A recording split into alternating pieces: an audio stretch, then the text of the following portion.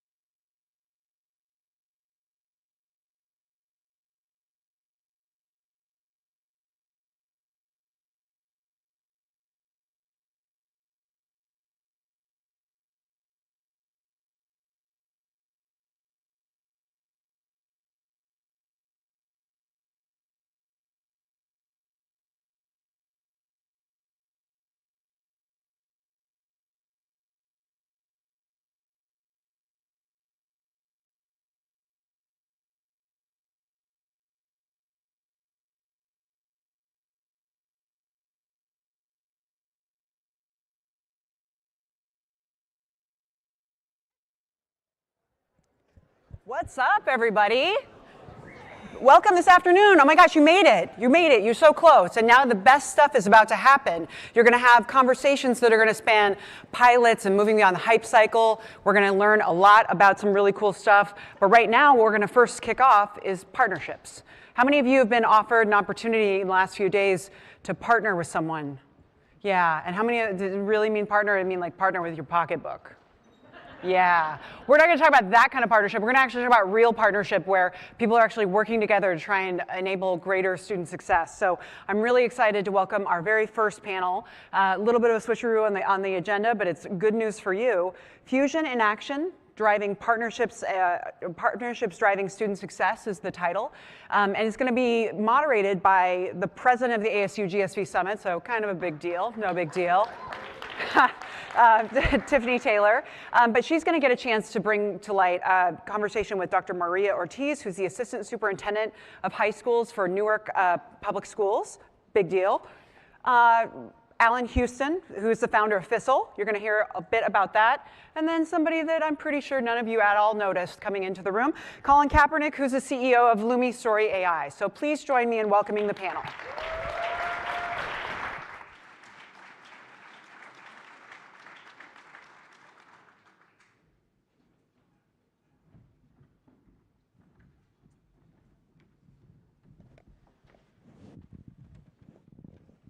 All right, good afternoon, folks. All right, you can tell I was a classroom teacher. I like to hear a response when I speak. So at ASU+GSV, we spend a lot of time talking about innovation, the emerging technologies, the new models, all of the things that are really helping to accelerate learning and drive the future of learning and work. But something I've come to understand being a part of this community for the last 5 years is that innovation rarely succeeds in isolation. It really succeeds and flourishes when communities and schools and industries come together around a shared purpose to really drive action forward, and that's what's happening in Newark. So thank you, Colin, Alan, and Dr. Ortiz for being here. Give them a round of applause.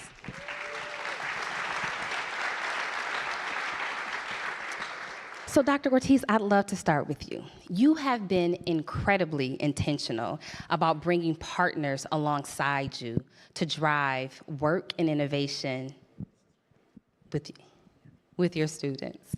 Can you talk to us a little bit about what has been the catalyst of really leaning into partnership? Wait, is this working? Okay, good, thank you. You got it. I believe that, like you said, this work is not work that you can do in isolation. This is work where if we are thinking and considering accountability, everyone is responsible for each other. We are responsible for the children that we help grow. and it is our responsibility collectively, and that's from everyone, from the doctor's office to the nurse to the clerk to the storefront owner to the teacher, the parent. It is everyone's responsibility in a community to help grow a child. And that's something that in Newark we live by.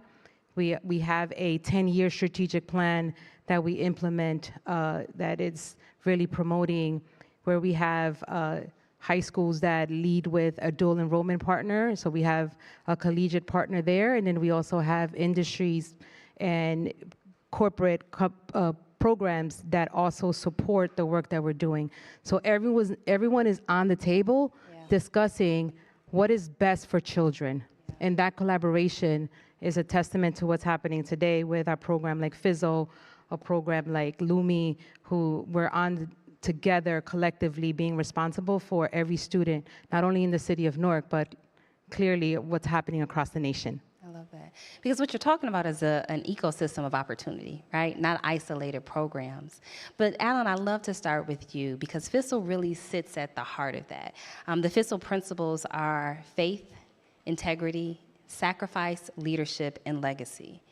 Can you talk to us a little bit about what happens when students engage with those principles? Well, first of all, it's an honor. It's an honor to be here with you, with Cap, Dr. Ortiz. Dr. Ortiz is the reason I'm here. The work that she's been doing in Newark with Colin and myself, it is about collaboration. She said something that really stuck out, and that is, it is about the well-being of our students, of our young people.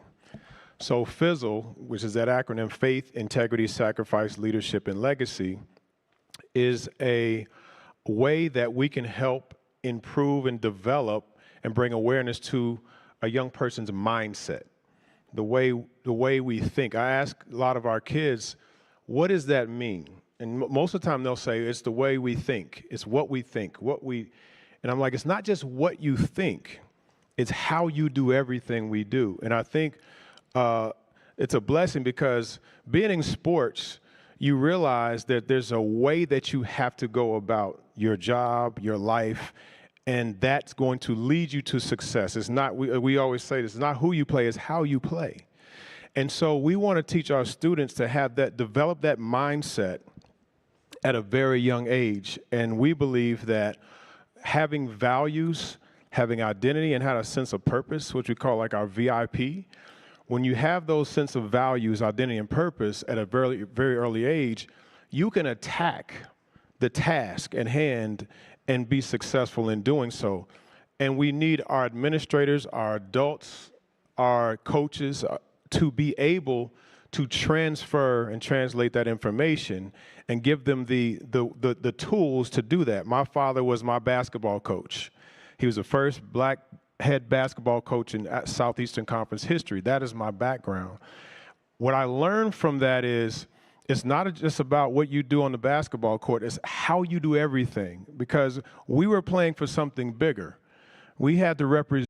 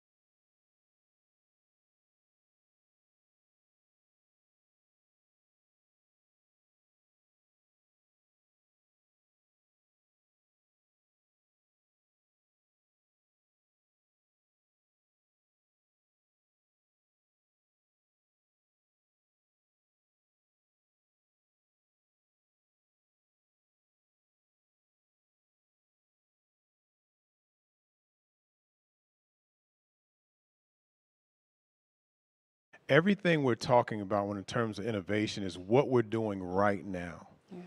We're talking.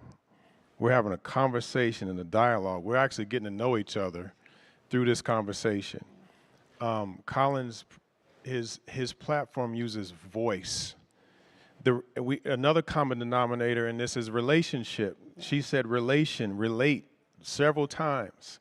So no matter what the technology is, the tools are, whether they're AR tools, human assessment tools, DISC assessments, no matter what those skills and tools are, we have to be innovative in how we are developing ourselves to be better people. Yeah. Right? Better people. You should clap for that. Right? Because, and if I'm a better me, then I can be better for someone else, for them to be better and have a better way of communicating. Yeah.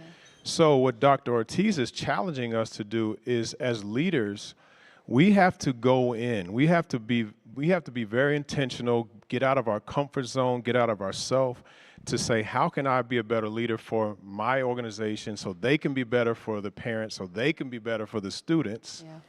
And I believe that really comes with conversations, yeah. Right? Hard conversations, honest conversations, truthful conversations, and providing a space.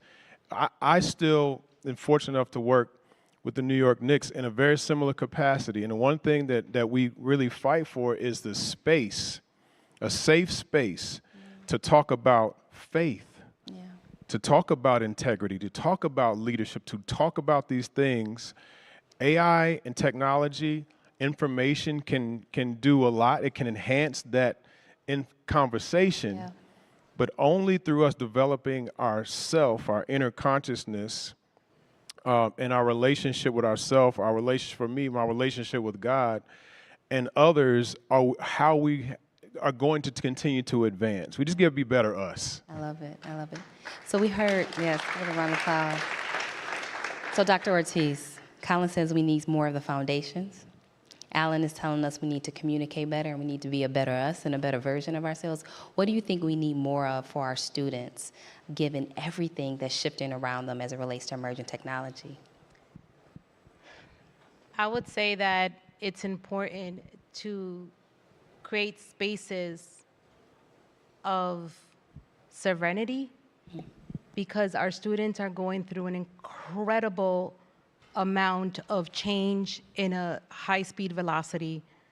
I'm just gonna ramble a few so that people could bring it to terms. After the pandemic, we had 22% of our staff transition over.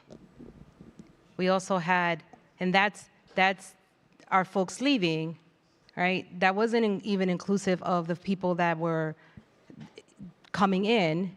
So now you have maybe a 40% change in the organization because people were retiring and new people were coming in, so that's a change. Mm-hmm.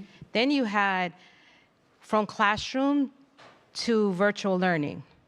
Then you had this explosion of AI that was happening. Then you had all of these changes and expectations with speed and velocity. So everyone is just trying to catch up. Yeah. Then you have the movement of standardization, and there's so many changes in our politics and what's happening with the administration from the federal level to the state level. And if all the superintendents that are here, you already know how many superintendents. There's a massive exodus around the nation around it. So there's a lot of change happening. So you're asking, what do our students need? Just a moment, right? To read, a moment to say, okay, what's my purpose? That they need choice. They need to say, okay, now that I have all of these opportunities, right? Our students need to say, now that I'm thinking, maybe I do want to become a software developer. Maybe I do want to become a cosmetologist. Maybe I do want to become a pilot. I'm not sure if we are giving them so much space to make that determination because we're just throwing so much at them right now. So I think that the choices are there. We just have to straighten up and clean up a little bit so that clarity is present and everyone can help the student go from their interest to success. I love it. I love it. So this year's theme of the summit is the power of fusion. And at the heart of the power of fusion is partnership.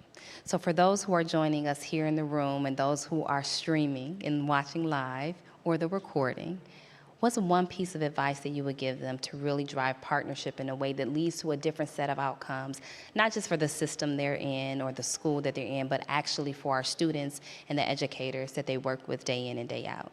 And Colin, I'm going to start with you, and then we'll go right on down the line. The first thing that I think about on the partnership side is showing up. Yep. You have to show up for your partners, and you have to show up in the moments that are the tough moments. Yeah. Hey, we're trying to get through this thing. We're trying to navigate this. How do we solve this? Those are the moments you have to show up, and those are the moments that you build trust that allow you to truly do the work that you need to do in the future as well. So I think that is a core piece of it, because without that, it's like, what are we doing this for? Everybody shows up when it's easy. Yes. Those moments that are difficult, that's just oftentimes where you see where true partnership lies. That's also where you see a lot of the innovation happening. Yeah. So I would say start there, showing up for your partners. Love it. I love it. I would say integrity, because and we can see, like, I mean, there's so many different products out there. Integrity matters. Yeah. It's not just, a contract, or, we have an opportunity to hire this PD company or this AI company or this software company, but accountability and the integrity to the accountability is very, very important, and that's the responsibility, of course, of everyone. It's not just the superintendent's role or the teacher's role or the parent's role. It's everyone has to have integrity and responsibility to have that accountability for what they're responsible for, whatever that is. All right. So Alan, you got to show up and you got to have integrity. What Show else up and you have got? integrity. She hit the eye and fizzle with the integrity. I think about, my mother would always say, in real partnerships and collaborations, everybody wins. Yeah. Is everybody winning? Like, are we aligned in what we're really say we really want? Right. In sports, there's this question that said, do they really want it? Yeah. Do they really want to win? Do they really want it? And I think we're at a time where we really got to take an honest assessment, like, are we really want this for our young people? Do we really deep down really want this? And are we aligned in that motive and that mission? And I think from there, it is about the execution. Yeah. How can we be connected on that and be aligned and really move, Yeah. Like Colin said, to showing up and actually doing it. So I would say, like the agreement and the alignment at the highest level, and then let's just go execute. I love it. I love it. It's so easy sometimes to come to the summit or conferences and talk about the what. What's the product? What's the strategy? What's the playbook? But pausing for a moment to say, how do we get it done? And how do we get it done together for our students in a way that actually leads to something different, that actually creates opportunities? I'm so grateful that you all came and to have this conversation. I'm so grateful that you all had a moment to pause to really reflect on the how of this work to make sure that we're doing right by those under our charge. So thank you for being with us today, and we look forward to seeing you at the rest of the summit. Thanks, folks. you. Great job, Tiffany. Thank you. Good job.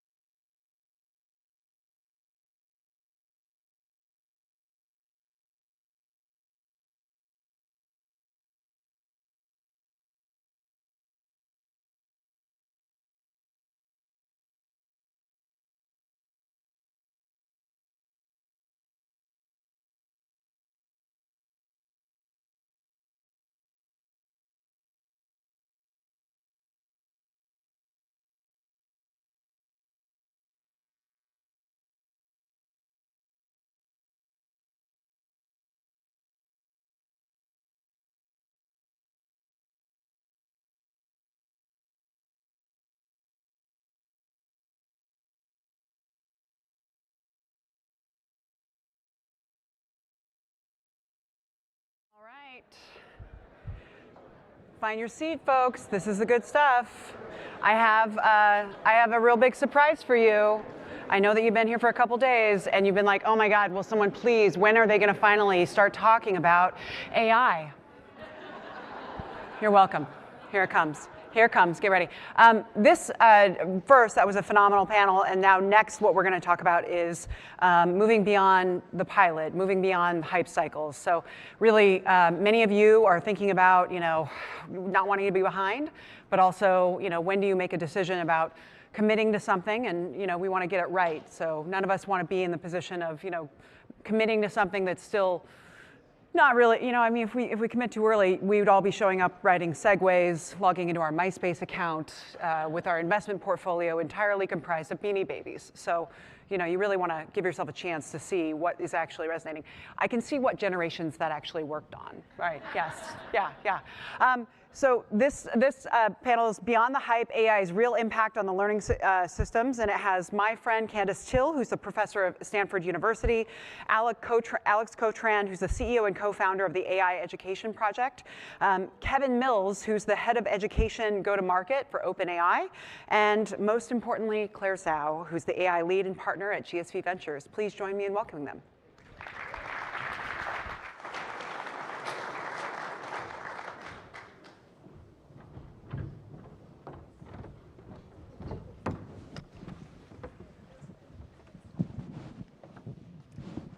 I'm very glad we had that panel precede us because there was so much in there about the power of partnerships, the importance of relationship. All of these deployments are not just contracts. But today, what we're really going to talk about is what I'm sure all of you have been hearing for the last 3 or 4 years on the powerful potential of AI to completely transform education for decades to come. And as we've seen, AI in education, as I've covered, I feel like one of the most pivotal moments in our lifetime. And we are seeing a lot of these technologies deployed in classrooms. We see pilot programs everywhere. But some of these haven't actually turned into anything. Some of them have worked. But what we're really hoping to get into today is what is actually blocking AI from having a real impact on learning systems at scale. And before we get into this scale question, I actually want to even agree on what we're even measuring to begin with. Candace, I might start with you because you spent your career studying what actually changes learning outcomes. And when you look at this moment, AI deployments and education today, I'm curious what you see. Are you seeing real learning science behind this or just impressive learning products? Okay, can you hear me? Great. What everyone's dream is right, as having an AI conversational personal tutor. And what we know from decades of research around conversational tutoring is that there are 3 dimensions that are critical. Number 1, good pedagogical strategy to guide learning. Number 2,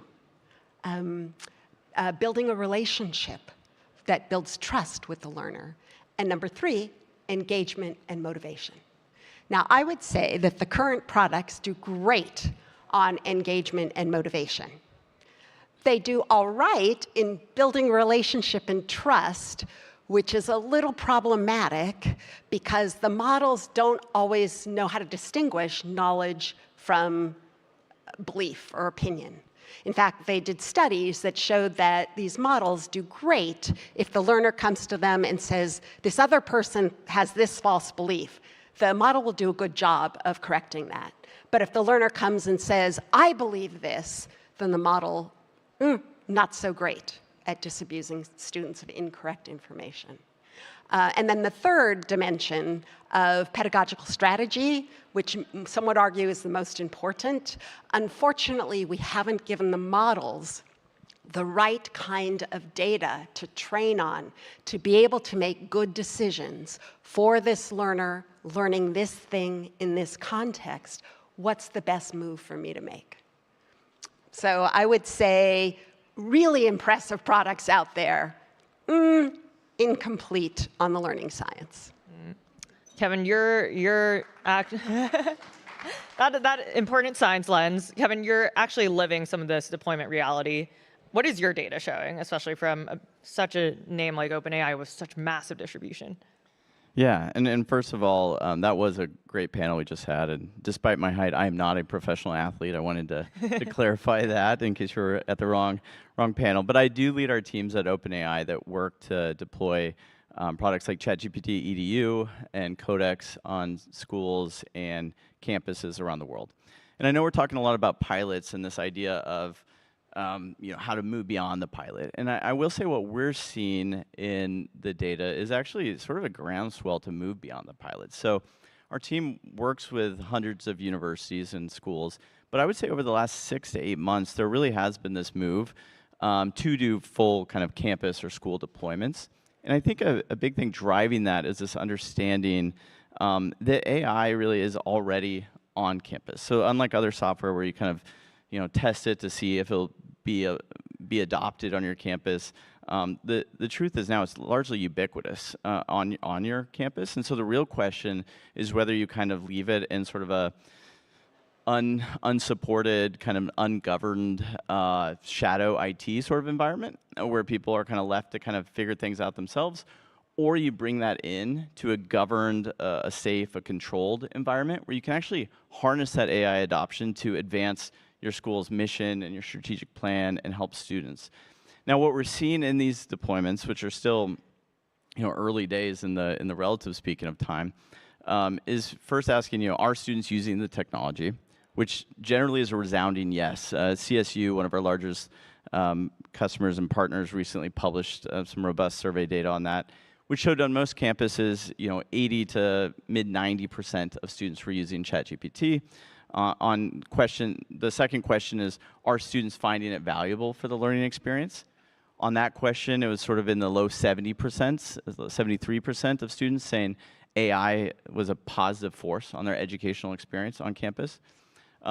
Clearly, our team, our learning science team, and I hope some of you got a chance to meet them this week, also cares a lot about the learning outcomes that Candace was talking about. And we have a number of studies which are encouraging so far, and just recently we've launched one of the largest longitudinal studies on AI in education to date in the government of Estonia, and with a partnership with Stanford University that I'm really excited to see those results.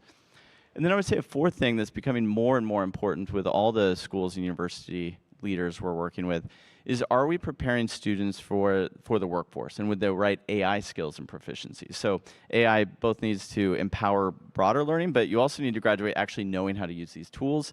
And our data is showing positively that among students that are using our ChatGPT EDU product that's kind of provided by their school or their campus, those students are 3x to 6x more kind of proficient and act more like power users in terms of how they're able to apply the full extent of the technology than kind of our general consumer learners, which I think is a promising sign that kind of bringing it into that institutional home actually helps those students understand to use this technology better, which will give them a leg up in the job market.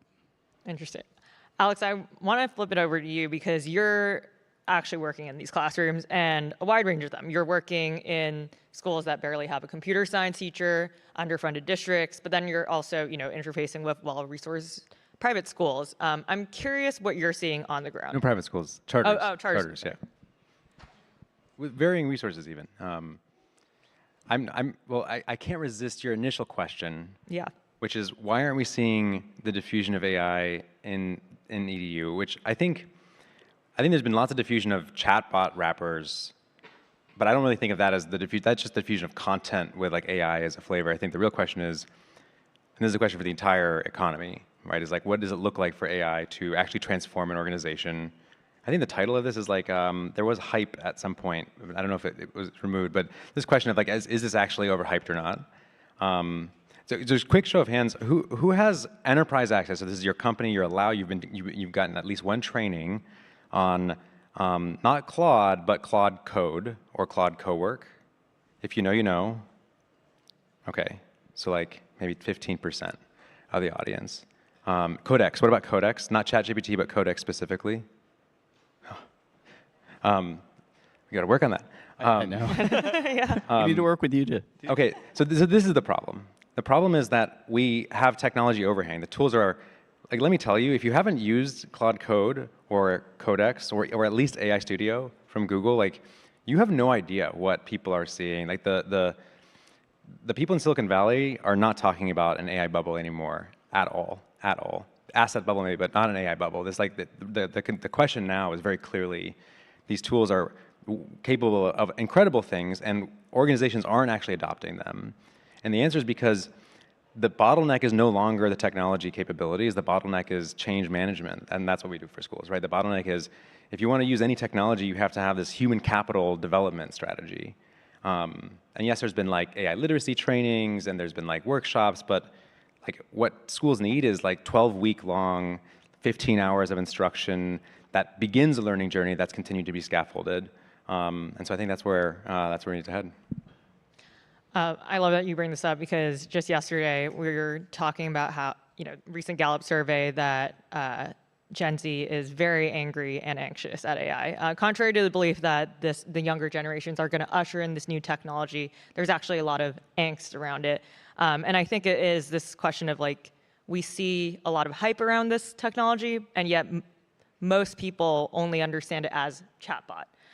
So I'm curious, would love to open up to all three of you, how you think about getting over this change management problem. If it isn't a tech problem, how do we solve for the change management problem? Maybe Alex, I'll actually start with you.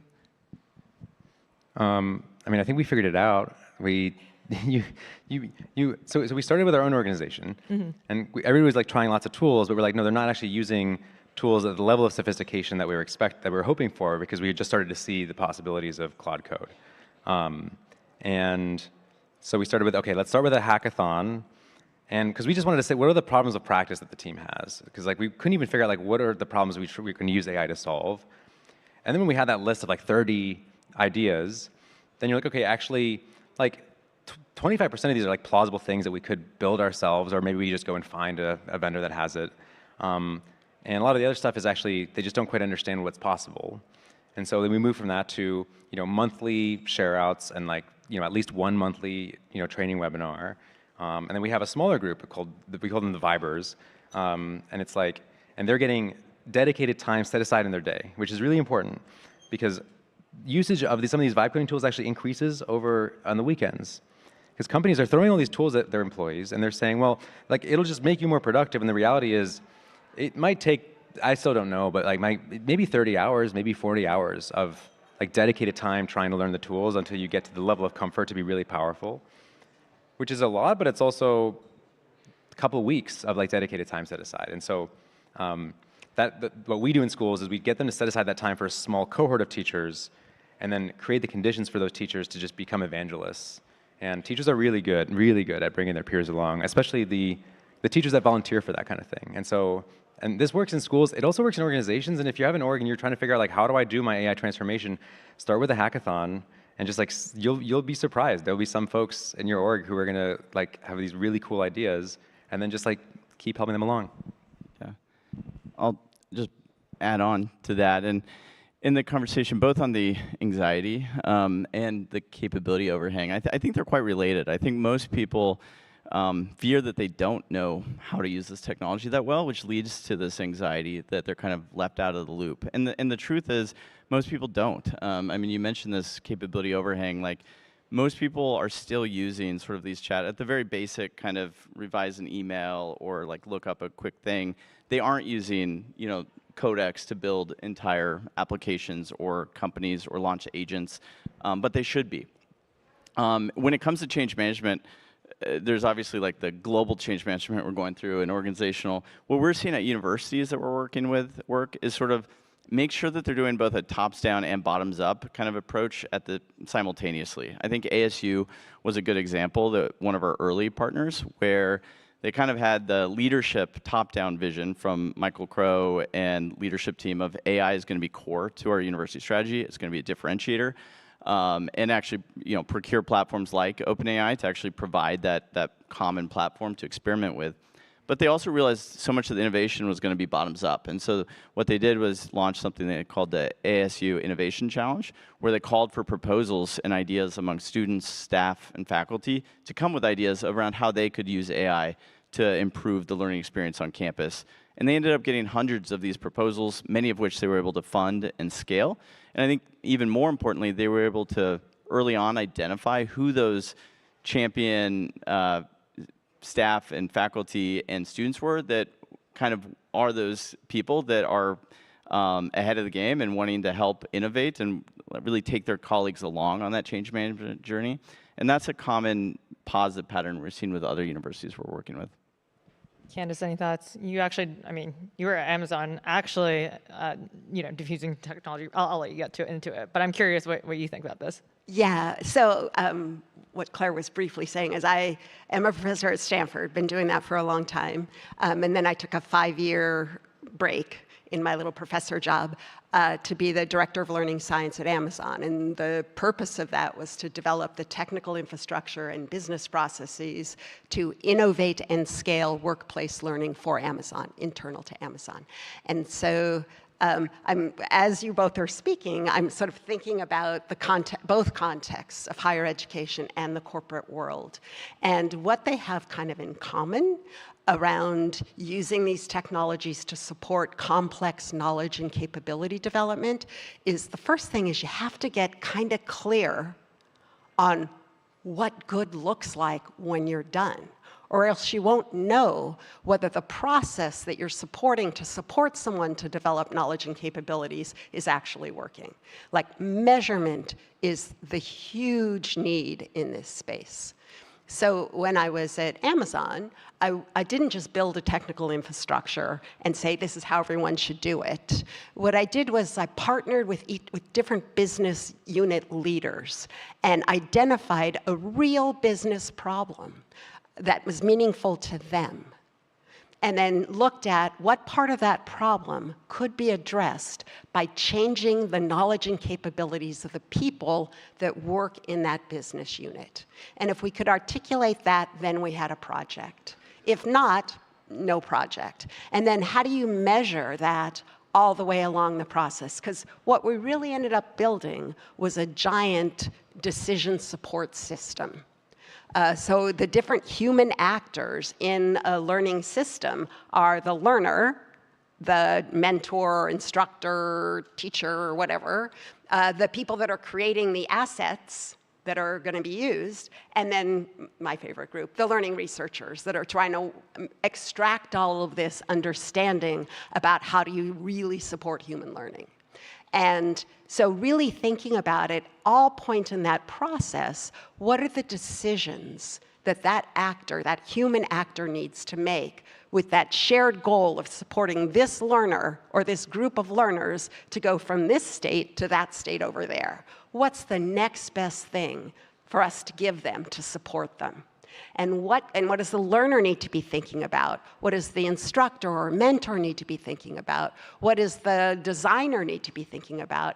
And what is the data that we can collect from all of those interactions and model to provide insights to those different actors so that they can make the best decision?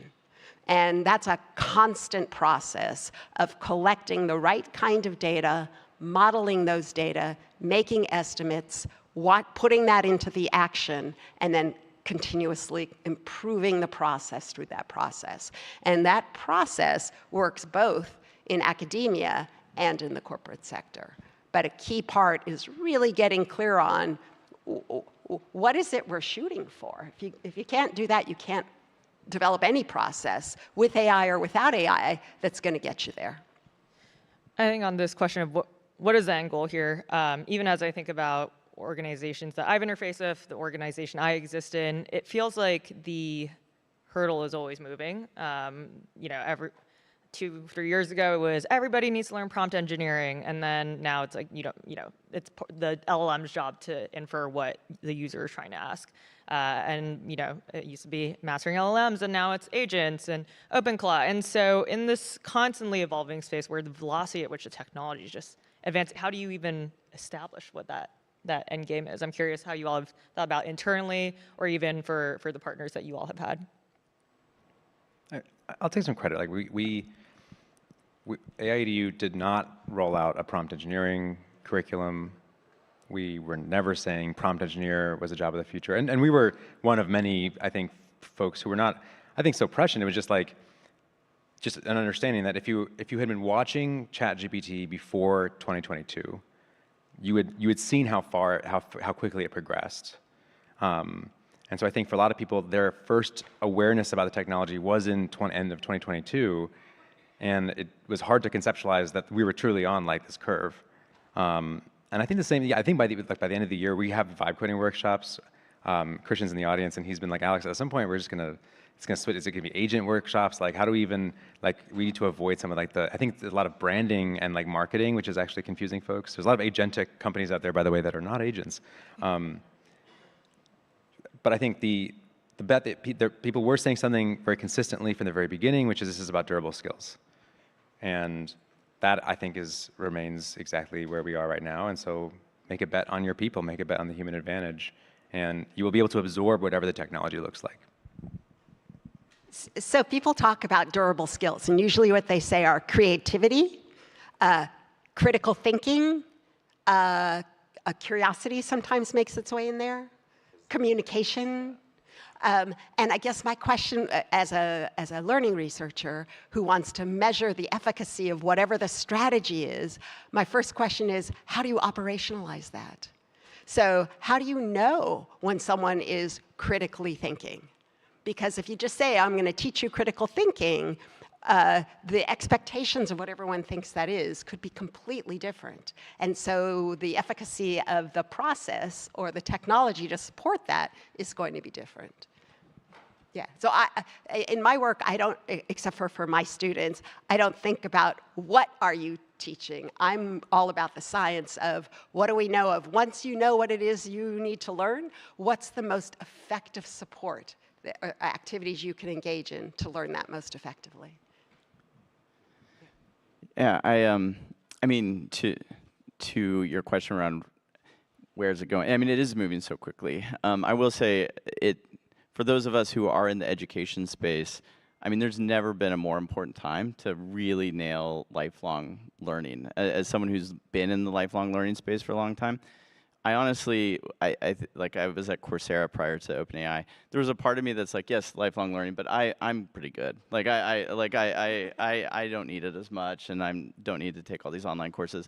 For the first time in my life, I feel like both an imperative and an interest in constantly being a lifelong learner. And so I think it is a new kind of renaissance for a need of learning.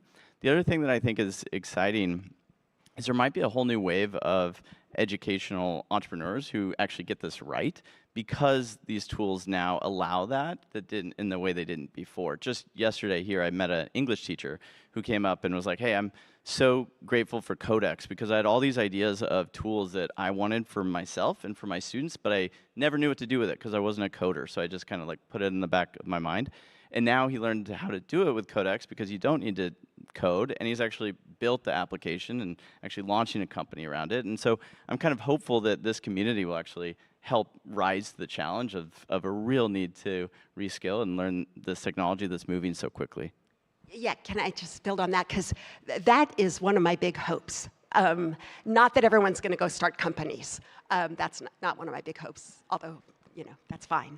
But really, it's what you were saying, Kevin, about what these tools can do right now is lower the bar of technical expertise, of all kinds of expertise you need. If you have an idea of something that you think it's important for people to learn or know, and you want to be able to teach someone that, it's really lowered the bar for being able to test out that idea, the technical bar for doing that. And I think that that's what's really needed is for all of these brilliant teachers and people who want to be teachers who have all these great ideas about, oh, this is really important for someone to know, and I have a really great idea I think is going to work for how to get them to learn it, but I don't know how to implement that in a way that could be scaled. The tools can help you do that. And the important part, though, I think, is going to be, from the science perspective, is going to be then to instrument all of those little tiny experiments, because it's what I think of them as, little experiments to collect the data so we can start to see all of those different observations of for which learners, learning which things, did which kinds of strategies seem to work. And trying to figure that out by just reading case studies and stuff like that, that is beyond human cognition. But it's not beyond our algorithms to start to see patterns. But we have to give them the right kind of data, and that data has to be much more representative than the current sets of data it has access to. And I mean representative in multiple dimensions. But then we can start to have a real data set where we can make leapfrogs in our science of learning the way they're making leapfrogs in other kinds of sciences. And Alex, I want to get to you because you are actually enabling part of this vision. I'd love, with what you're enabling educators to do, lowering the barrier for them to create. If you have a couple words or thoughts on everything that they. I actually never. I'll close this sort of like a musing about this question about like the resistance. Every big school district that we work with is seeing a really big tick up in parent pushback. There was already teacher pushback. Now the parents are starting to push back. And look, we say the exact same thing in Ohio when we're talking to governor of a deep red state, unfortunately, formerly purple state, now deep red state, or solidly red state. And we talk about being ready for the technology. If you're really worried about the impact of screens and the impact of AI companions, you don't want your kids to be unprepared for that future. And likewise, if you're optimistic about the opportunity and you don't want kids to be left behind, you also want them to be ready. And so I think this message of readiness works. But then the other piece that's even more important is people are afraid of something if they feel like they are the collateral damage or the victims or the users, which is where most people feel now. And I've heard this theme across the whole panel, which is when you shift into Builder, and this is why we do vibe coding workshops, is because whether or not every teacher is going to vibe code for themselves, I encourage them all to try. I don't think that's actually what schools are going to do at scale. Never say never, but I wouldn't put my money on it. But once you start building something, it changes your frame. And and we just did a workshop with these students yesterday, and you can literally watch it happen in the middle of a workshop where somebody sees themselves build a website, their personal website, in 20 minutes. Something that took them like weeks before, and their mind starts racing, like, wait, what else can I do with this? And so, yeah, we need the main character in the story needs to be the teachers. Yeah. It has to be the teachers. The students are the goal, but the teachers are the folks who are going to really get this done. And if you're not doing something to directly level up a teacher, I really would question what is it that you're doing. And I think that the data and the tools all are really powerful in service of that. So that's what I close with.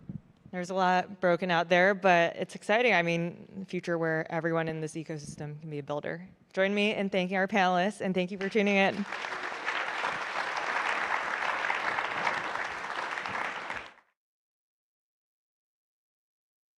Right. I'm hooking you. I'm giving you guys the hook, pulling you off stage.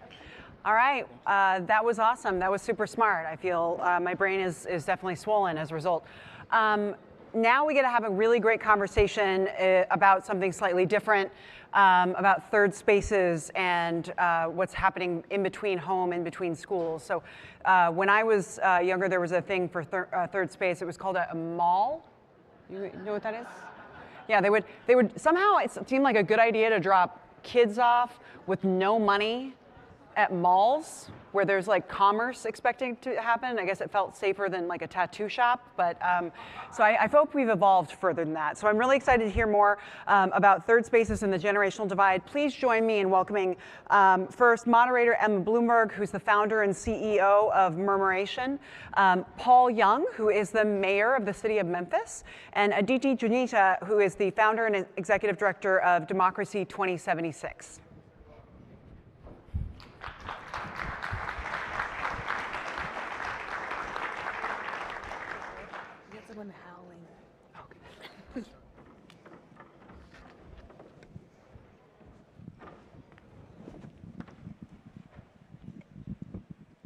Hello, everyone. At the beginning of the first panel of this section, Tiffany mentioned that sort of the work of education doesn't happen in a silo. It doesn't happen in isolation. It happens in communities. And third spaces are those places in communities, the libraries, the cultural centers, the parks, where people can actually come together and where you get different kinds of people and different generations of people sharing space and often then sharing dialogue. So at Murmuration, we talk to 500 people across the country every single day and ask them about their community and their connection in that community. And unfortunately, what we're seeing is that third spaces are disappearing and that people feel it, right? There is a direct correlation that we can see in the data that places that have third spaces have people who feel closer to their community and who show up for each other in different ways and really participate in that space, and yet 2/3 of people across the country are saying that they no longer have access to those places. And these are the free spaces outside of home, outside of school, outside of work. Where else can you go? So with that as the frame and understanding the importance of community, Mary Young, I'd love to just start with you and hear a little bit about what third spaces look like in Memphis and how you think about it. Yeah, so for Memphis, I think that third spaces are literally reshaping who we are. I think about some of the spaces that have recently been created where in the Raleigh area of our city, we have what was a low-performing mall, like you would see traditionally in suburban areas, that has been torn down. And in its place, we now have a library, a lake with a walking trail, and it has become literally the center of Raleigh, or our riverfront, where we had a piece of grass, where we would do a music festival once a year, but it really wasn't the type of gathering spaces that you would really want to see on your riverfront on the Mississippi River. And now we invested $65 million, and now we have a premier park in Tom Lee Park where Memphians and people from all over the region are gathering. And so as we think about the future of Memphis, these third spaces, these spaces where people can come together, where they can learn, where they can enhance their quality of life, are a pivotal part of how we want to build community in Memphis. DT, how does that square with what you see nationally? I think that nationally, your research shows that people don't have access to these spaces, and I think what we're really interested in, what is the impact of that? What is that doing? And we did a set of research trying to understand what are the emerging political divides that are shaping our politics. Why does everything feel so weird? And one of the divides is, are you in an era of sort of shared truth or fragmented truth? And if you are not in shared spaces, you do not have shared truth. You are living in your phone, and I have personal examples of this where I was talking to a friend and he says to me, I feel like all parents hate having kids. And I was like, really? I was like, do you have friends who have kids? And he's like, yeah. I was like, do they like having kids? He's like, yeah. He's like, it's my algorithm. All my TikToks are people who hate having kids. I was like, we have to be aware of what are we consuming versus, and this is like a grown man. He is like 35 years old. So what is that when it's kids who are not, and he's talking to me about it. So then we're able to realize what the bubble is. But if you are in Memphis and you're in these spaces, you're getting to see your neighbors, you're getting to see your community, and that reduces fear, that reduces polarization, because you're like, oh, that person's just like me, and we're here together. Yeah, I'd love to build on that for a second, because one of the things that we see is third spaces are one of the very few places where people interact with people who are different from them. And when you don't have third spaces, we see across the country increased levels of distrust of people on the other side of the aisle, right? And so when we think about how the loss of third spaces is exacerbating polarization, I also think about the generational difference, right? I mean, once upon a time, you'd have people of all generations in these shared spaces. And so it's not just the political divide, but also the generational ones. And Aditi, I'm just wondering if you could talk a little bit about what you think that means and what you're seeing across the country. I think people get really rooted in their own perspectives, and I think the underlying premise of your question is what is the value of having access to different generations? And the value is you have access to different ways of thinking. I think something I find really comforting as the leader of an organization focused on the future is to look at other moments in history. So right now, previous panels have been talking about how much change is happening, how uncertain everything feels. The 60s felt like that too. And it's really helpful when you talk to people who were alive in the 60s and are talking about multiple assassinations, about what movements looked like then. It makes you feel less scared when you're hearing from people who have lived through things like this before. And I think also for older generations, as they're talking to younger people, it gives you the feeling like the kids are all right, you know? It makes you less terrified that everyone is in their phones and don't care about anything, and all of the sort of tropes that are easy to kind of access these days. Mary Young, how are you seeing the generational differences play out in third spaces in Memphis? I think it's definitely helping, and just building upon even the last question. I'm a recently elected new to politics. I was someone that worked in housing and community development. I'm a community development guy, wanted to rebuild neighborhoods, and so when I came into this space, it has been almost shocking how harsh people are online. I'm gonna come right like it's almost crazy. Well, it literally is crazy, actually, because people are so mean. They say things that they would not say in person. And so what I've found is that with third spaces, you're actually interacting with people. And even when I see people that have said certain things online, when I engage with them in a conversation, it's a totally different energy. It's a totally different feel. And I'm the politician, but think about the everyday persons that are able to have discussions with their neighbors who might disagree on other issues, but they all agree it's a beautiful day and we should be out here enjoying this weather together.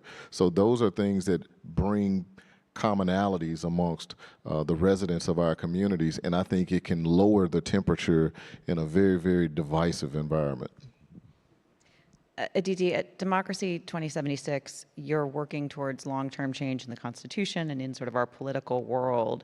How do you think about different generations in that work, bringing young people in and bringing older generations in when we think about 50 years from now? Yeah, so in 2024, as we were bringing folks together to really build out the strategy for what it would take to change the US Constitution, we put up a timeline on the wall from 1976 to 2076. And for some reason, people are like, 2076, that's so far away. 1976 feels very not that far away. It's the same distance from the present, which people seem to really struggle with.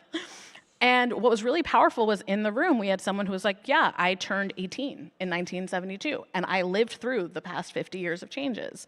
And this is what it looked like. And to the younger folks in the room, which many of you who may have just heard me say constitutional change, like, that's really hard, that's gonna take a long time. He's like, yeah, the time passes anyway.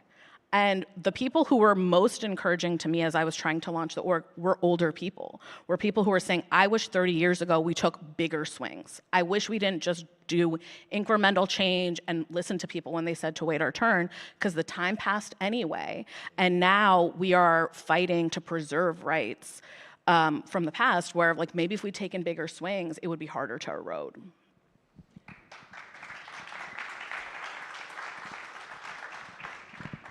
So people find communities in lots of places. Young people in particular, differently from older generations, are finding community and friend groups online. They do still, at least in our data, crave some in-person time, but they are finding more connection online than the generations that have come before them. And so I wonder, Mary Young, if you could just kick us off talking a little bit about how you think about reaching young people, bringing them into third spaces, and do we need to be thinking about third spaces differently as we look to Gen Z and then Gen Alpha coming up right behind them? Yeah, I definitely think we should be thinking differently about the things that interest the younger generations if we want to pull them in. One of my favorite projects in the city of Memphis is a project where we had this old school building that has been vacant and blighted for 40 years. 40 years, nothing happening in it. It was an old school building in one of the most historic African-American neighborhoods in the country.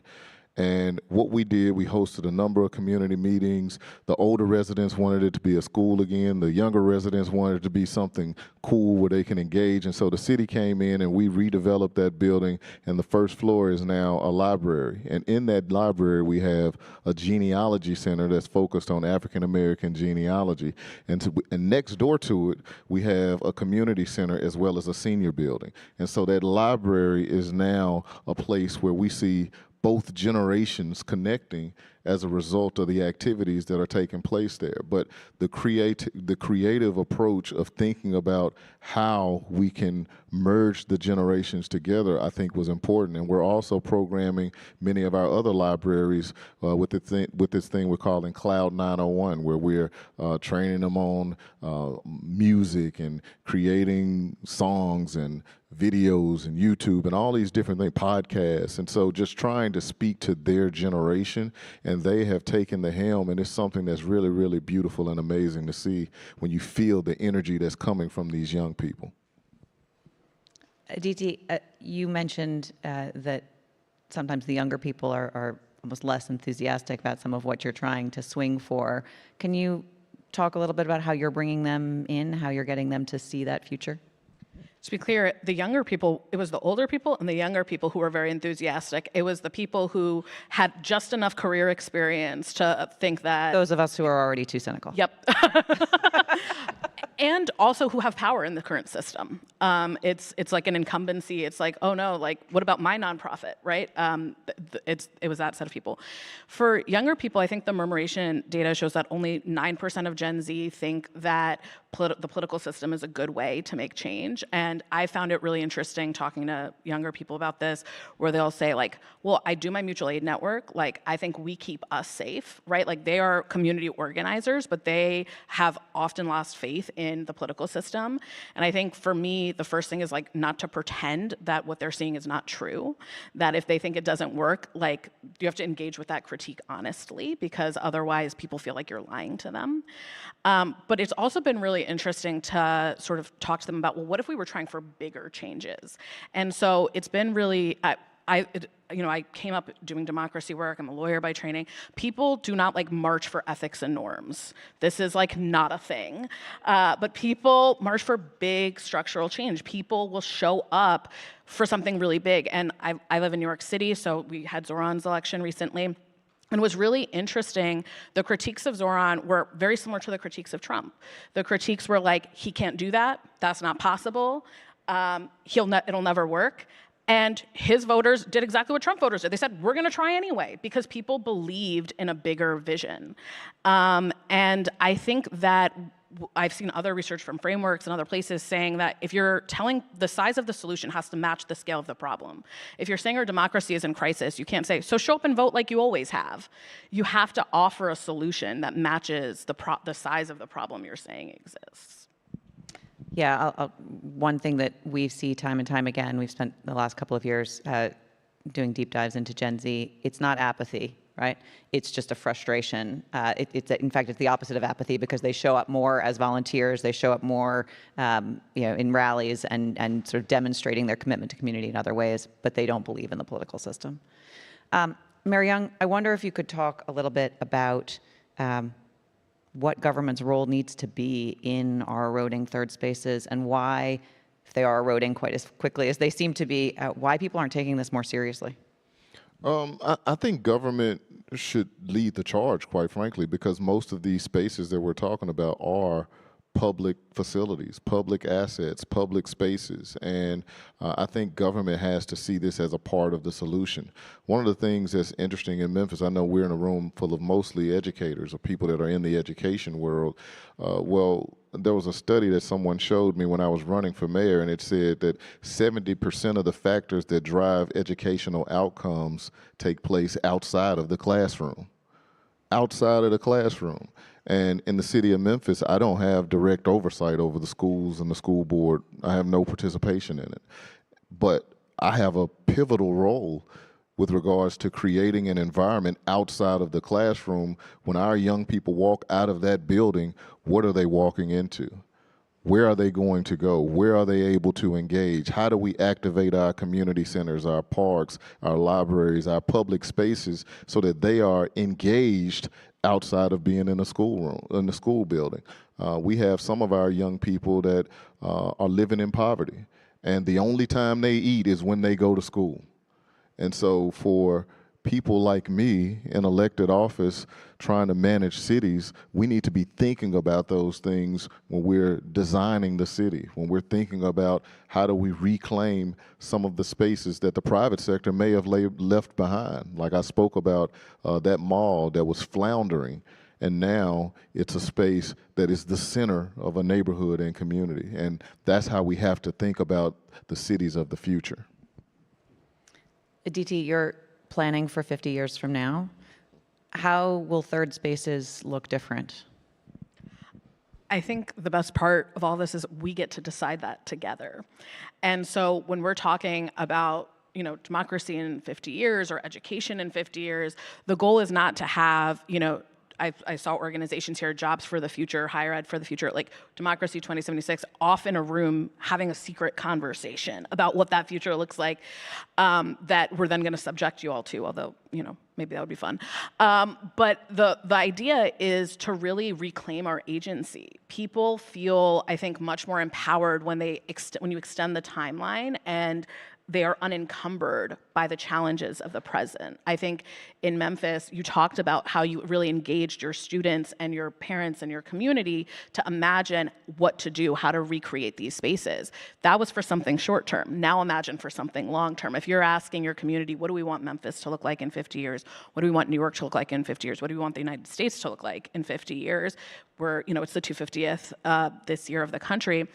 It creates a really expansive mindset, and then you start figuring out how to bring that future about, as opposed to thinking about, well, what's possible in the present, and then you start getting very overwhelmed and distracted by all of the challenges in the present. So one thing that we see consistently in our data is hope is really an asset that continues, right? We see declining trust in government. We see declining trust in our country and in the direction we're going in. We see declining financial stability. So many of the indicators are going down when you talk to people about what their lived experience is, and yet they still have hope.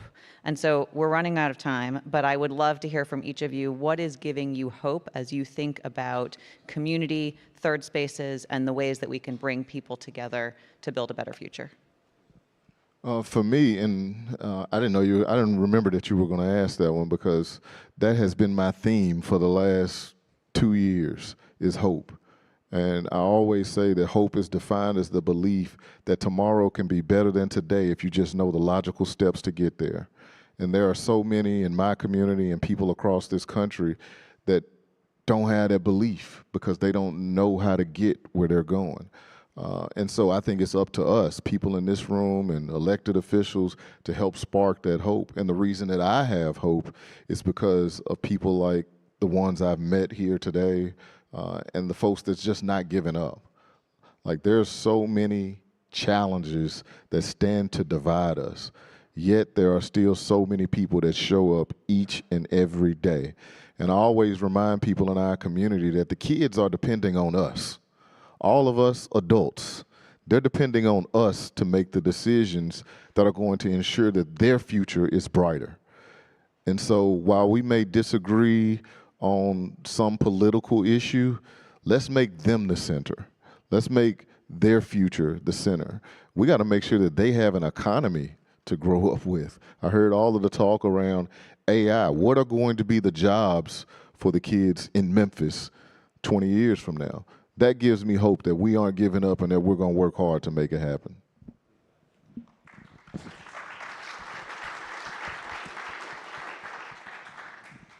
One of my favorite organizers, Mariam Kaba, says that hope is a discipline. So I do not wake up hopeful every day. I am not hopeful all of the time. And I still show up and try to do things. After the 2016 election, I felt personally very scared of what the country was going to become and what it was going to look like. And my orientation was, when we look at past moments of atrocities and difficulty, the thing that was really painful for people, like when you ask Jews in Germany is that their neighbors looked the other way. They pretended that the atrocities were not happening. And so for me, my approach has been that even if I know that everything I'm doing is going to fail and it's all going to end up terribly, it still matters that we try, because it matters for the experience of the person next to you to know that you did not leave them alone, that you did not leave them to suffer, that you showed up and you tried anyway. And I think that that really matters, that for me, the hope is in the trying. And I think that if we're all trying, like something will shake loose, something will happen. But I don't think it requires you to be confident in the outcomes. It doesn't require you to be confident in your success every day. And I think that really matters. We've done research on stories in film and television. And what we see for Americans, what inspires their agency is not heroes succeeding.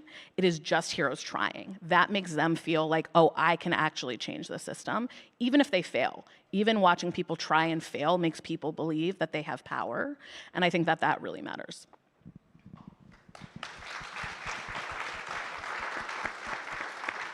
Well, thank you both so much. That's a wonderful place to end. It ties back to everything that we've been listening to in this room around community, around true partnership, showing up for each other, showing up for our kids and communities. So thank you so much for being here. It was an honor to sit up here with you. Thank you all for having us, and have a good day.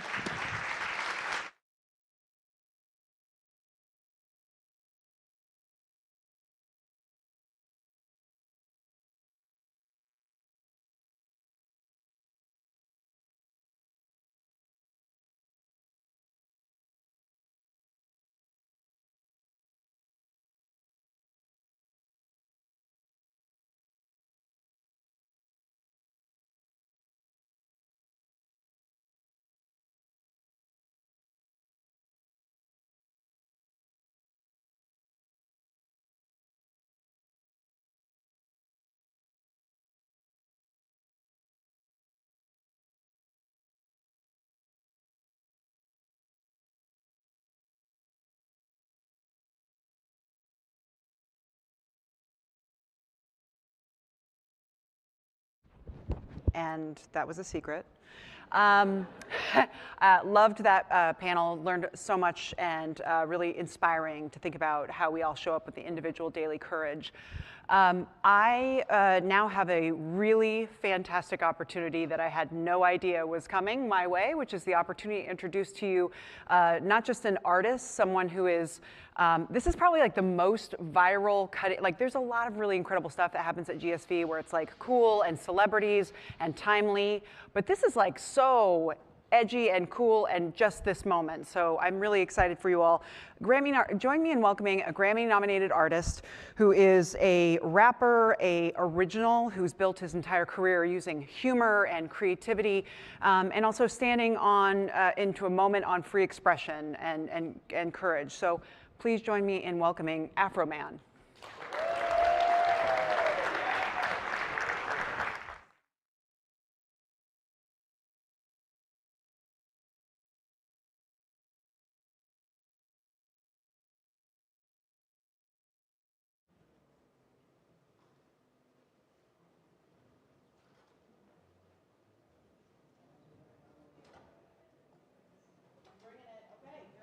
There you go.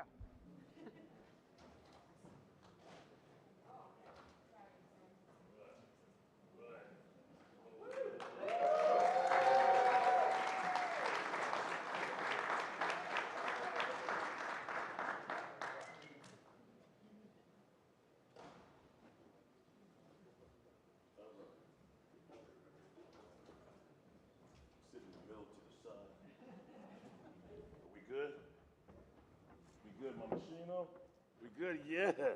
All right. Hello, hello, hello. Can you hear me? Can you hear me? Can you? All right. How y'all feeling out there? All right. Amen. This is going out to anybody that ever smoked some real good weed, drunk some beer, started playing music, you know. La da da da. Ooh, hey, la da da da da da. Hey, la da da da, la-da-da, la-da-da-da. Oh, I was gonna clean my room, but then I got high. Yeah, I was gonna get up and find the broom, but then I got high. And my room is still messed up, and I know why. Yeah, hey, 'cause I got high, because I got high, because I got high. La-da-da-da-da. I was gonna go to class, but then I got high. Yeah, hey, I could have cheated and I could have passed, but then I got high. And I'm taking it next semester. All right. They're really high. They smoked a gang of weed, but they got, and then I got, hey. La-da-da-da-da. I was gonna go to work, but then I got high.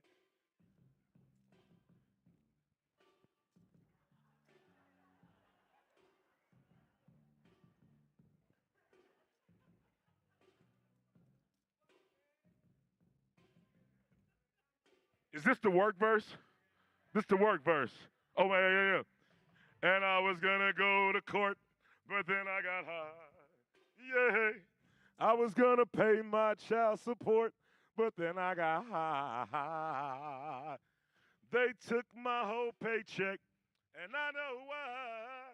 Yeah, 'cause I got high, because I got high, because I got high. La-da-da-da-da. I wasn't gonna run from the cops, but I was high and drunk. Oh, I was gonna pull right over and stop, but I was high. Now I'm a paraplegic. I know why. Yeah, hey, 'cause I got high, because I got high, because I got high. La-da-da-da-da. I was gonna make love to you, but then I got high. Yeah, oh, I was gonna eat your pussy. Can I curse you? Yeah. Now I'm jacking off. Oh, I need my money. Then I got high. Hey, then I got high. But then I got high. La-da-da-da-da. I messed up my entire life because I got high. Boo-hoo. Oh, you know I lost my kids and wife because I got high. I'm singing in San Diego at some kind of lawyer conference. I know what.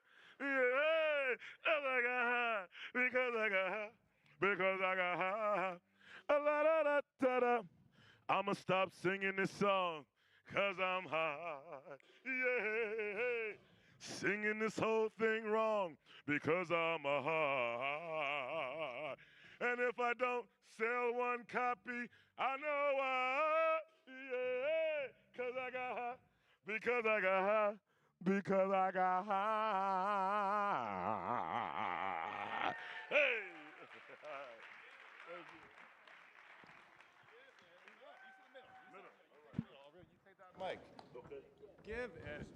Give it up. Give it up. San Diego. Give it up.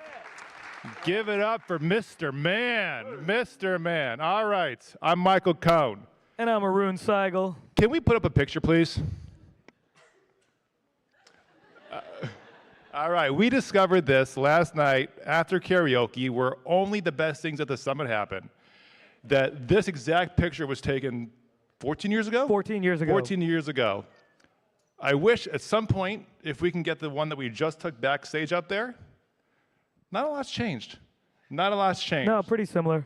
So here we are. So, true story. As we were coming down, we were waiting for you to arrive. I was talking to my kids, they're 10 and 8. And I said, boys, Dad's got something really cool happening this afternoon. I get to talk to my favorite rapper, the only guy who really knows about that California Kush. And they go, Dad, you're with Snoop? So Afroman, tell us, what happens? Why are you here? I got high. But yeah, you're good. Yeah, I think you're good. But in all seriousness, so take us back, and hopefully everyone knows about lemon pound cake, and you've been out there as an advocate for free speech. Take us back. So where were you when the raid happened, and when did you realize, like, this is crazy, but it actually might become something?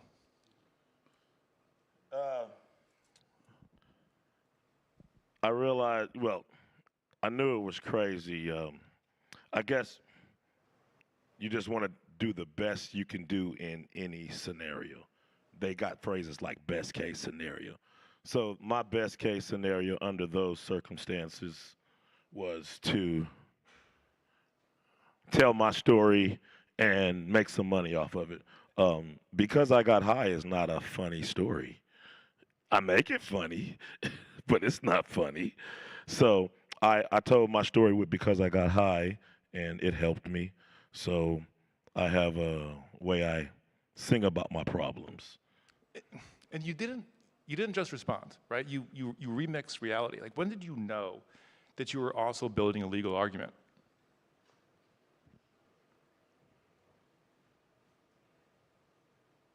As soon as they raided my house and stole my money and disconnected my cameras, these was criminals disguised as law enforcement, and I had to let the world know about them. And did you ever think that it was gonna, did you always know that it was gonna end this way, or was there a thought that, you know what, this might not end that well? Both of those thoughts are reality. I thought about both of them. Usually, a police officer don't care about what you say when he's gone.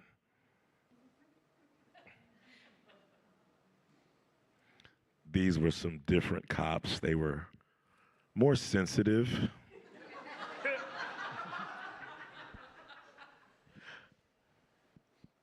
I got the lawsuit letter for the Lemon Pound Cake song. And I was thinking, that was just the cherry on top of the milkshake. That was the nice one. And I was thinking, like, if lemon pound cake hurts your feelings, like, oh my God, we're in for a ride. This is so, but yeah. Take me back. So that photo was I opened for you 14 years ago. What happened since then that led up to the raid? That as soon as that happened, you said, "Hey, this is what my life experience has taught me, and this is how I want to respond." I thought about it. You know, they raided my house. They did me wrong, all that type of stuff. I done had some cops do me wrong before. I'm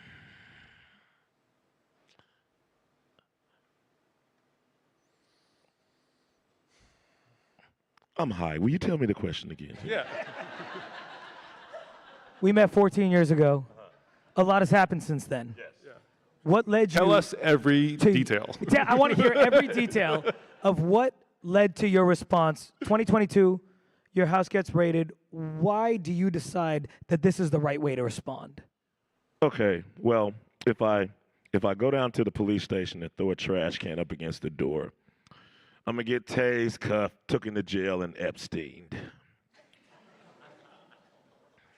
You know, they're gonna move the other inmate out of my jail cell. The guards are gonna fall asleep. The video cameras are gonna stop working. All of this is gonna happen at once, you know.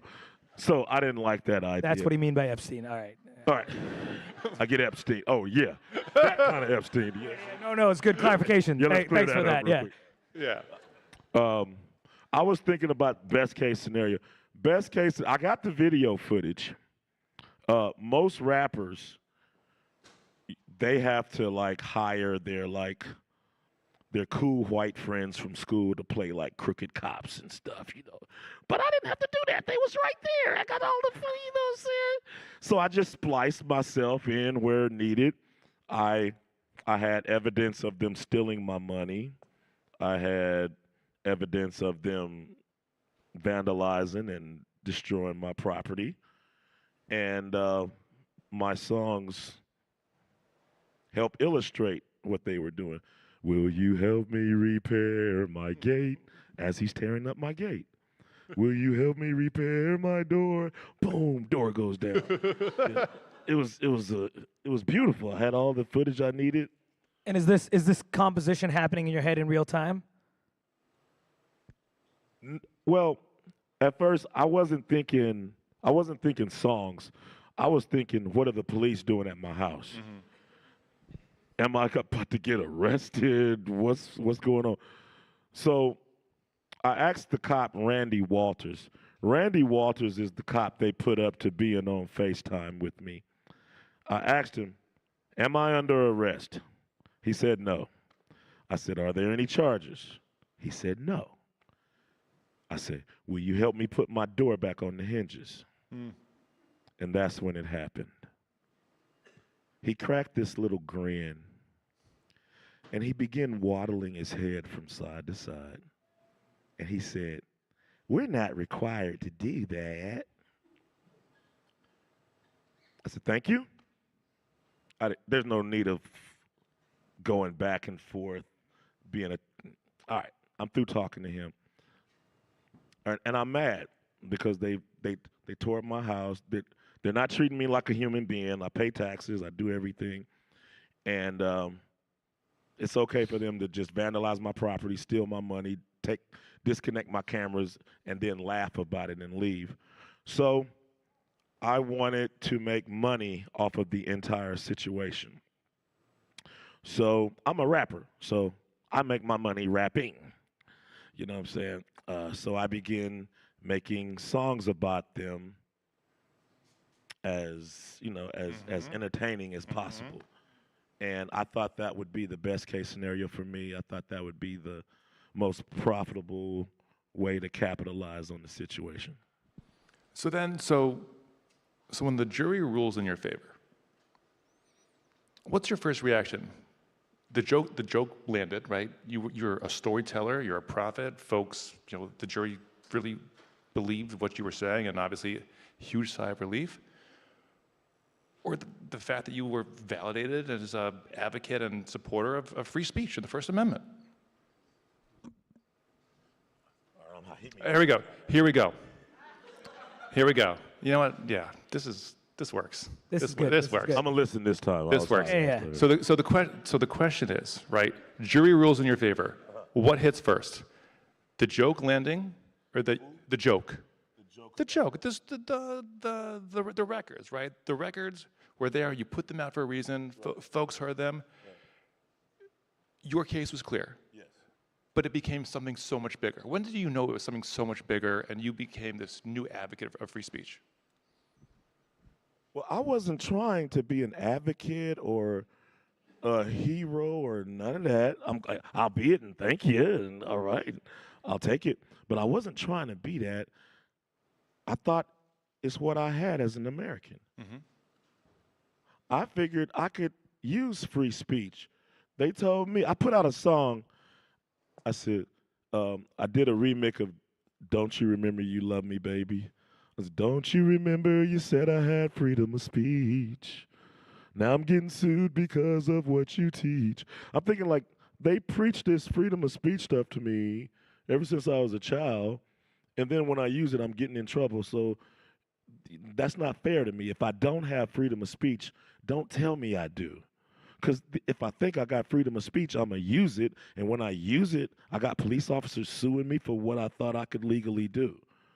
So I was just cashing in what I thought I was entitled to.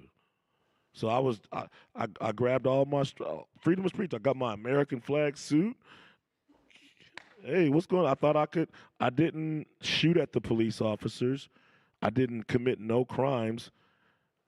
When they was gone, I peacefully made songs in the rest of my house that they didn't destroy and vandalize.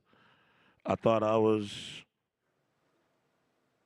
being a civil, peaceful person, taking a different route to solve my problems.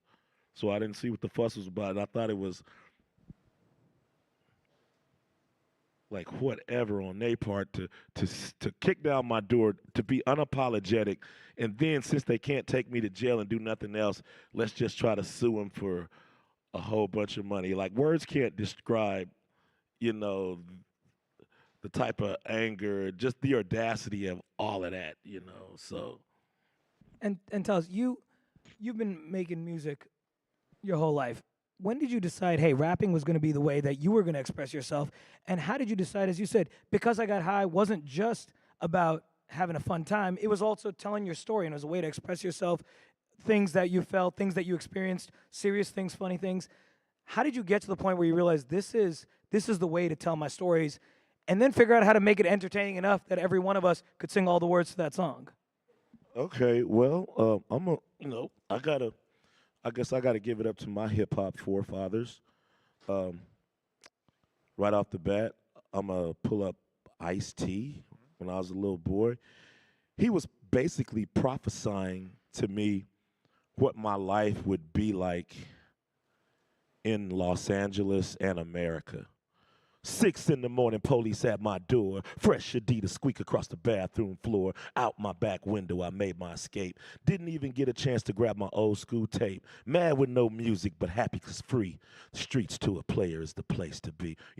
So like, I listened to these other guys tell their stories, and they taught me how to do it by example.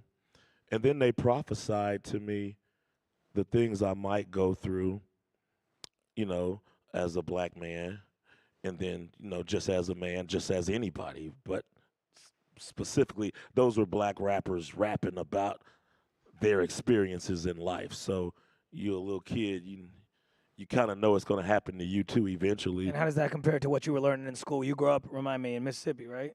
I grew up in LA. Oh, right, you were in LA. I grew up some in LA. Back and forth. I grew up I was born in LA.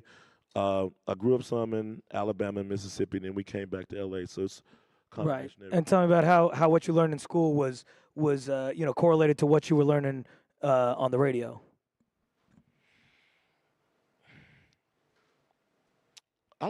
School was interesting. George Washington's cool.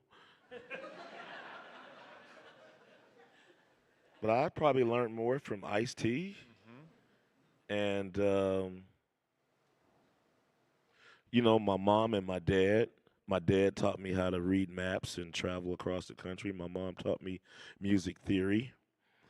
I'm surviving in life with what my mom taught me and what my dad taught me and what I've learned off the street.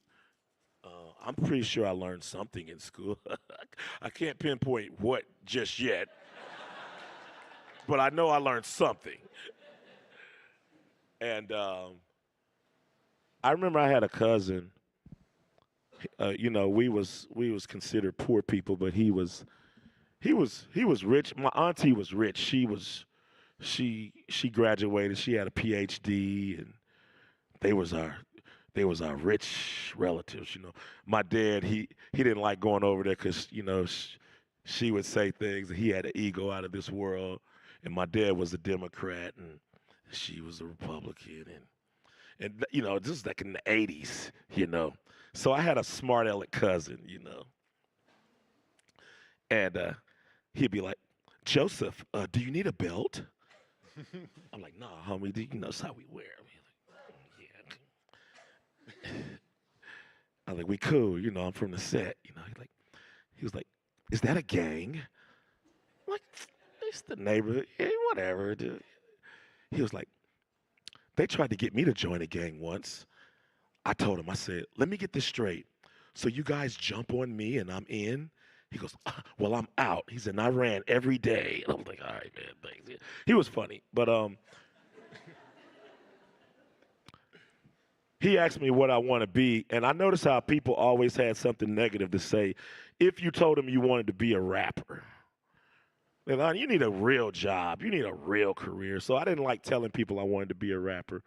That's just what I knew I wanted. I just wanted to go for it. If I made it, I made it. If I didn't, I was just going to be quiet and, go to do whatever. I remember he asked me, he says, what do you want to do?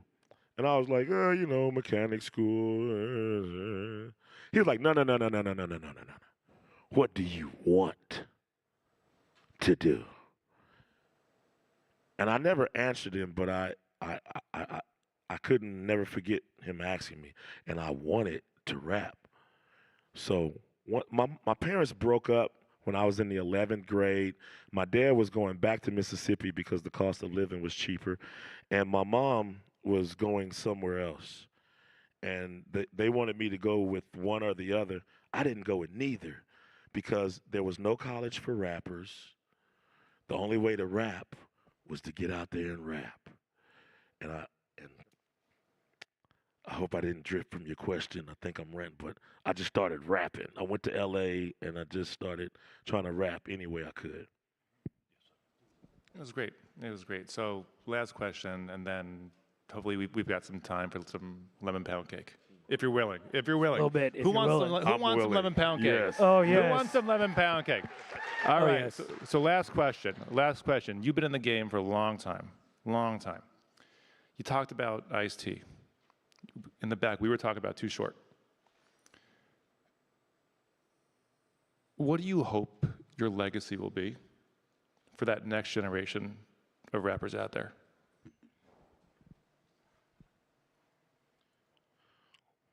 Tell the truth. The truth will set you free. Stand on good principles. Be good. Not that I'm good, but I'm trying. I'll tell the next generation, be good. When you be good and you live good, you don't have a problem telling the truth. When you don't be good, you don't live good, then you got a problem telling the truth. I had no problem telling the truth against all those police officers, but they had a problem trying to make me look like the villain because they wasn't living good, they wasn't doing good police work, they didn't have good testimonies. Those particular ones, I'm not against the police. You can't have a society without police. But these particular individuals, they were not living right. They were not working right. And I was just right. And all I had to do is stand on right and yell it out. So a kid that looks up to me or he gets something from me, I want him to be like, it's a lot of stuff. I want him to know the N-word is not cool.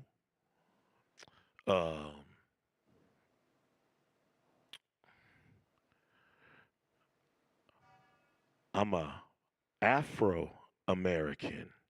I believe the Africans betrayed us and sold us to slavery.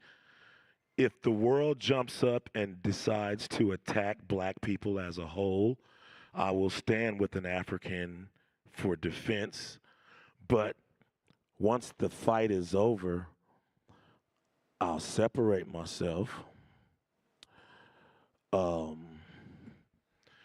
I am an Afro-American.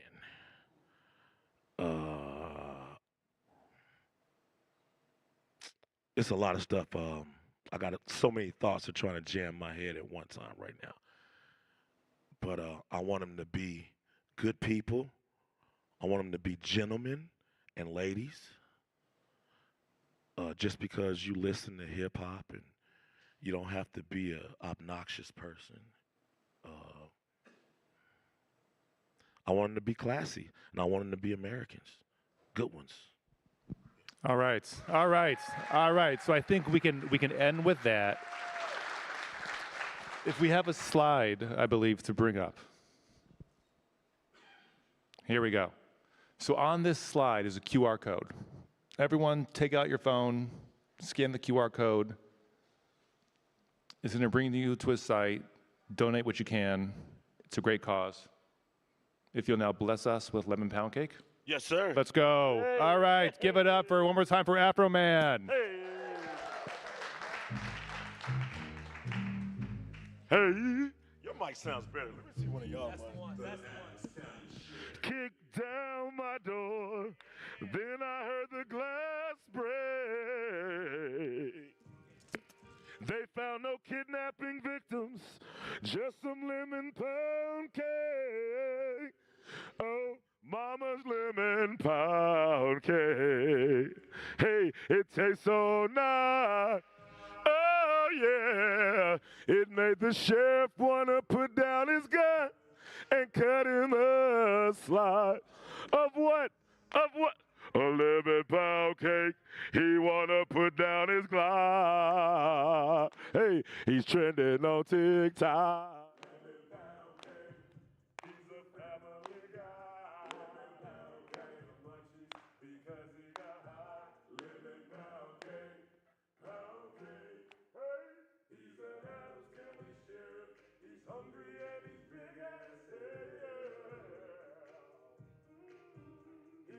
sniffing for weed. Then he smelled another smell.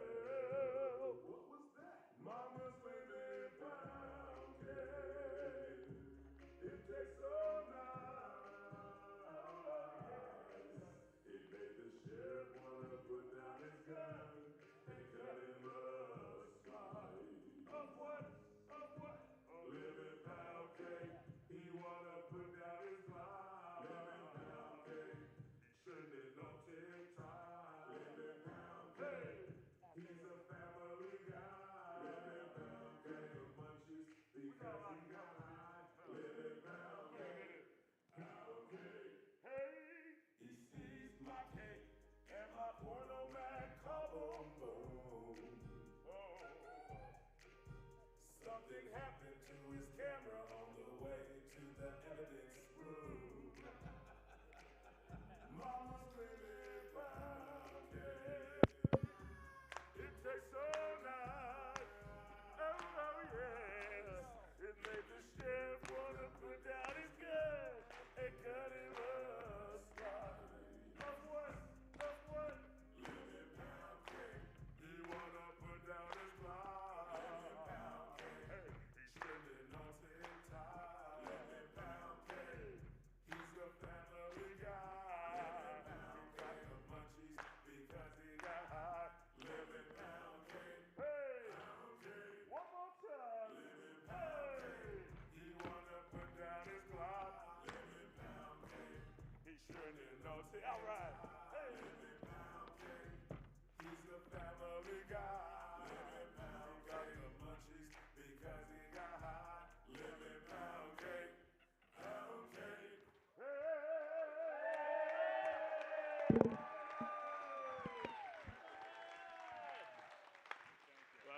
And if they want to find more Afroman, how we found you on your socials, tell us about your new album. OG Afroman, OG Afroman, everything. Go get my new album, Freedom of Speech. I said it's 420, but it's out now just in case you get high and forget to buy it on 420.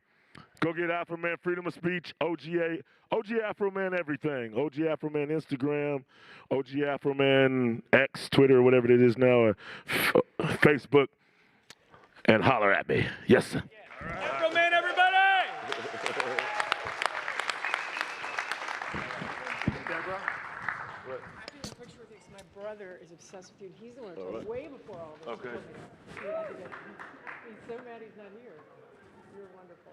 All right. You're amazing. Yes, ma'am. Amazing. Thank you. Thank you. All right. And your manager is very sweet. Yes, he's good too. This is Charles. Yeah, brother. I love those shoes so much. Oh my gosh. Yeah, feels like not necessary.